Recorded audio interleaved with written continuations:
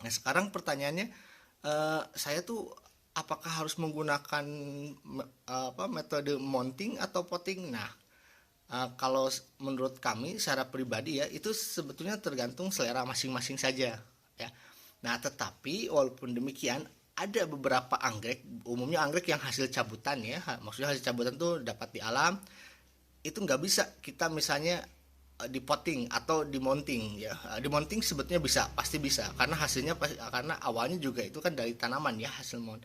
Nah, bagaimana kalau misalnya di potting apakah bisa atau tidak? Nah, itu dilihat dari kondisinya.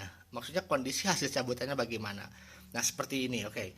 Nah, ini yang akan saya review ini nanti kita akan cek ya bagaimana disesuaikannya apakah ini cocok di mounting ataupun tidak. Nah, contoh yang pertama adalah ini. Nah, saya pakai ini anggrek Dendrobium mutabile ya. Nah, ini.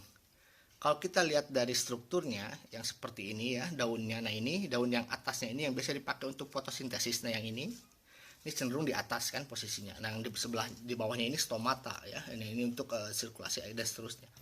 Nah, sirkulasi udara dan seterusnya biasanya di sini. Nah, ini untuk fotosintesis yang berada di sebelah atas. Kalau kita mounting, kalau kita potting seperti ini, nah ini kan jadi yang kena sinar mataharinya malah yang stomatanya, sedangkan itu yang bagian sensitifnya. Jadi sebaiknya dipilih metode mounting. Nah ini kalau menurut saya. Kemudian kalau kita perhatikan yang satu yang ini, karena ini masih kecil, nah masih kecil, kemudian juga ini ketika diambil di alamnya juga dalam kondisinya di dahannya seperti ini. Nah ini bisa untuk dipotting seperti ini. Oke ya, nah nanti kita bisa cek bagaimana hasilnya. Oke. uh, kita akan pakai saja ya contoh yang sudah ada dari hasil potting ini. Ya, ini ada masih anggrek yang sama, Dendrobium mutabile. Jadi ini hasil dari potting ya, ya bisa dilihat ya. Jadi daun-daunnya itu semuanya yang bagian untuk fotosintesisnya ke atas. Nah seperti ini ke atas semua ya. Jadi kita dipersiapkan anggrek ini supaya bisa untuk dipot.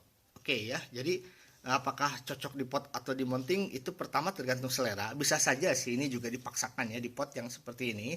Walaupun nanti untuk adaptasinya agak lebih lama. Jadi saya sarankan untuk anggrek cabutan itu memang disesuaikan dengan bagaimana kita mengambilnya dan posisi dari daunnya itu sendiri. Ya. Nah, kemudian ya yang kedua, apakah cocok di pot atau di mounting? Ya, tergantung kesediaan dari medianya, teman-teman. Oke, sekian ya. Mudah-mudahan bermanfaat. Terima kasih.